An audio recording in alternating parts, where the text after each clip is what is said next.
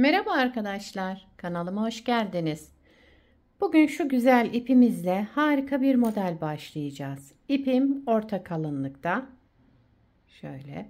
İpime uygun kullanacağım şiş 3,5 numara. Modelimiz oldukça güzel ve kolay bir model. Yapım aşamalarına geçmeden önce kanalıma abone değilseniz abone olup videolarımı da beğeniyorsanız beğeni yapmayı, yorum yapmayı, beni desteklemeyi unutmayın arkadaşlar. Şimdiden hepinize teşekkürler. Dilerseniz yapım aşamalarına geçelim. İlmeklerimi hazırladım. Şişimde 16 ilmeğim var. Bu model için ilmek sayısı 2 ve 2'nin katları olması gerekiyor. Yani çift sayıda olması gerekiyor. Yapacağımız örgüye göre bu şekilde ayarlayacağız.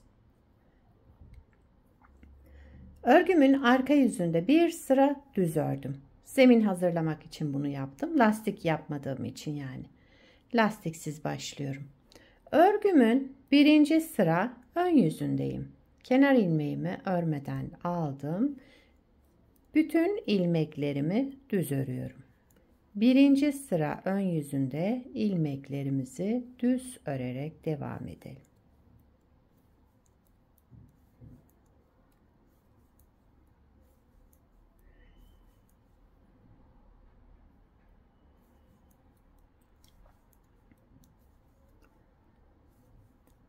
Evet, sıramı tamamladım. İkinci sıra arka yüzüne geçtim. Kenar ilmeğimi örmeden aldım. Bütün ilmeklerimi ters örüyorum. İkinci sıra arka yüzündeyiz.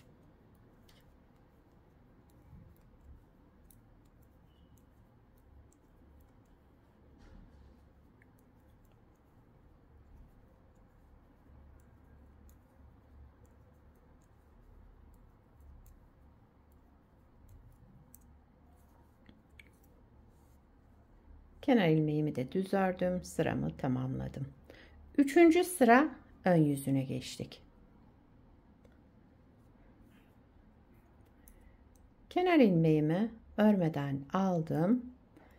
Sıradaki 2 ilmeğimin ikisini bir şöyle topladım, düz ördüm. Yani kestim sola doğru. Kesme işleminden sonra bir artırma yaptım. Sıradaki 2 ilmeğimi ikisini bir düz örerek kestim.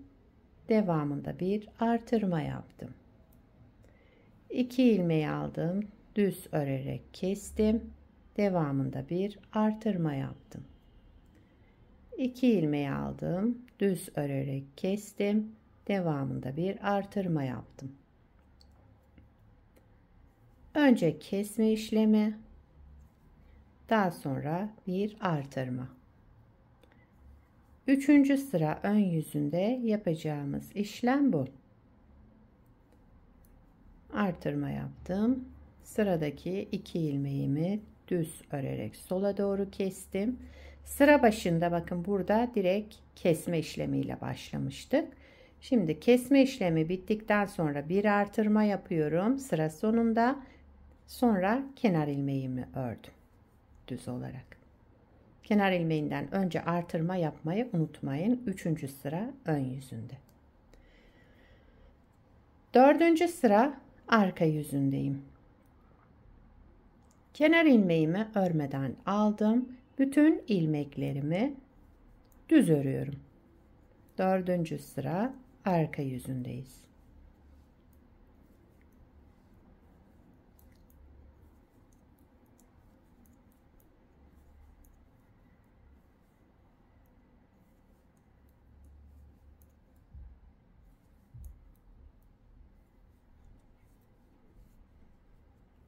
Bütün ilmeklerimi düz ördüm.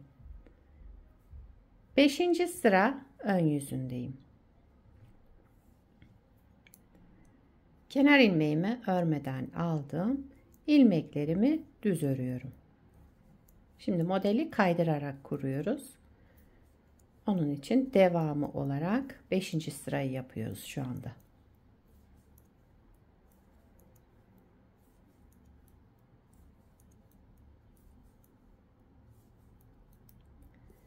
Kenar ilmeğimi de düz olarak ördüm. 5. sıramı tamamladım. 6. sıra arka yüzündeyim. Kenar ilmeğimi örmeden aldım. Bütün ilmeklerimi ters örüyorum.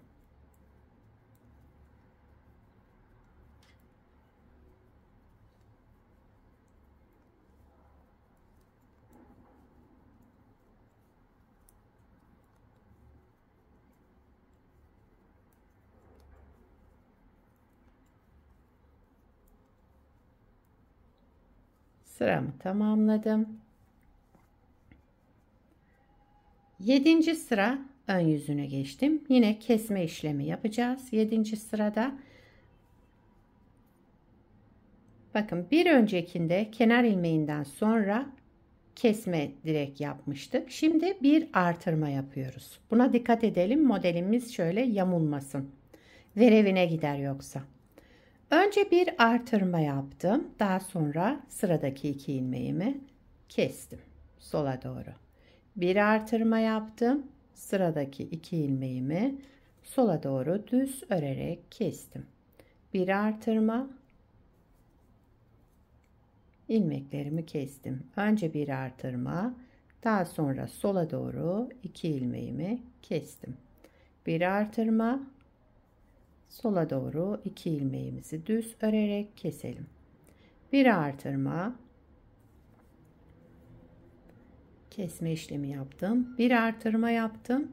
Son 2 kalan ilmeğimi de kestim. Burada sıra sonunda artırma yapmıyoruz. Çünkü sıra başında yaptık burada artırmayı. Sıra sonunda kesme işleminden sonra kenar ilmeğimi ördüm. Artırma yapmadan.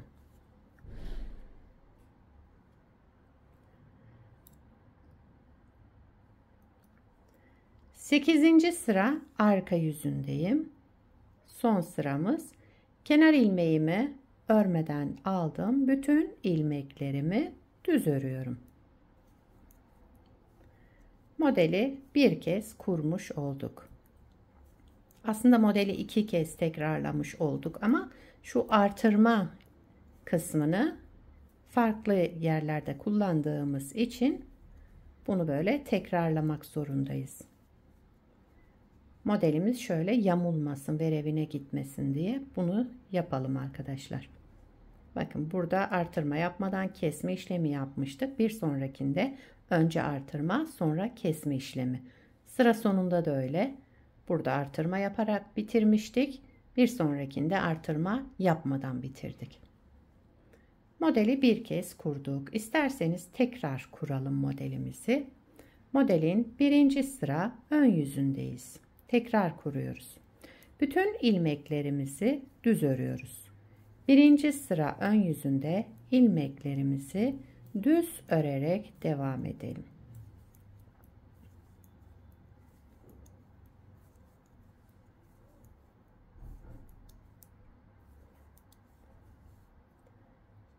İkinci sıra arka yüzündeyim. İlmeklerimin tamamını ters örüyorum. Kenar ilmeğinden sonra sıra sonuna kadar ilmeklerimizi ters örerek devam edelim. Buralarda farklı bir işlem olmadığı için biraz hızlı geçiyorum.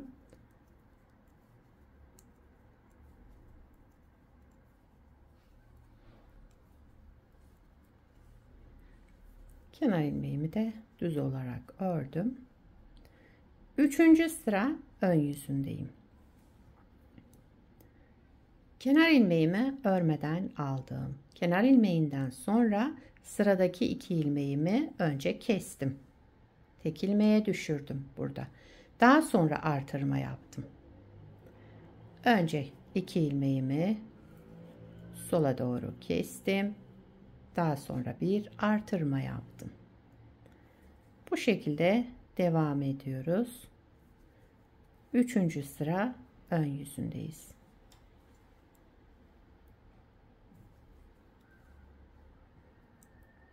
Sıra sonunda 2 ilmeğimi kestim. Devamında artırma yaptım. Ve kenar ilmeğimi ördüm. Artırmadan sonra. Dördüncü sıra arka yüzündeyim. Kenar ilmeğimi örmeden aldım. Bütün ilmeklerimi düz örüyorum. Sıra sonuna kadar ilmeklerimizi düz örerek devam edelim.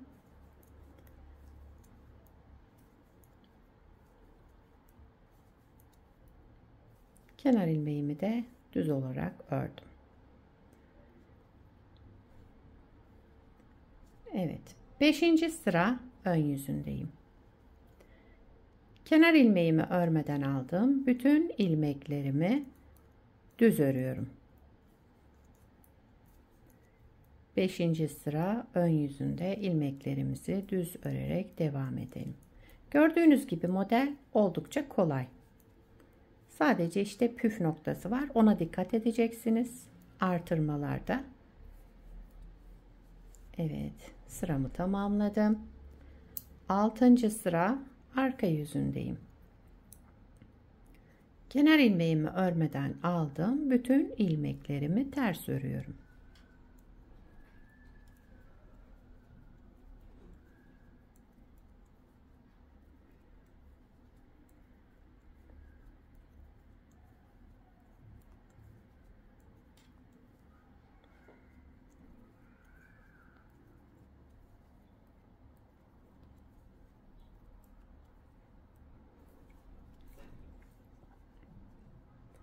Yedinci sıra ön yüzündeyim. Yine kesme işlemi yapacağım. Şimdi kenar ilmeğimi örmeden aldım.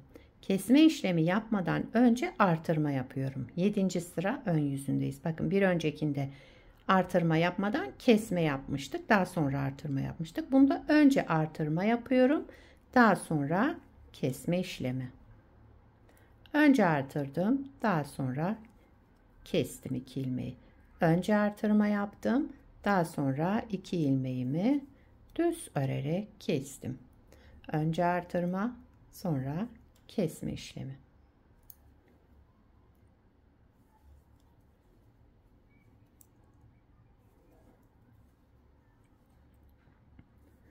Sıra başında artırmayla başladığımız için sıra sonunda artırma yapmadan kenar ilmeğimi örüyorum.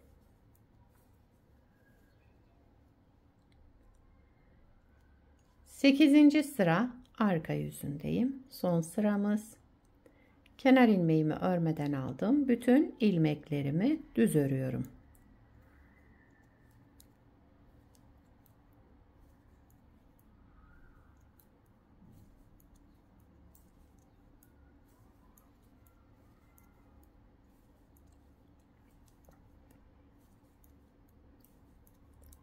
Kenar ilmeğimi de düz ördüm. Sıramı tamamladım.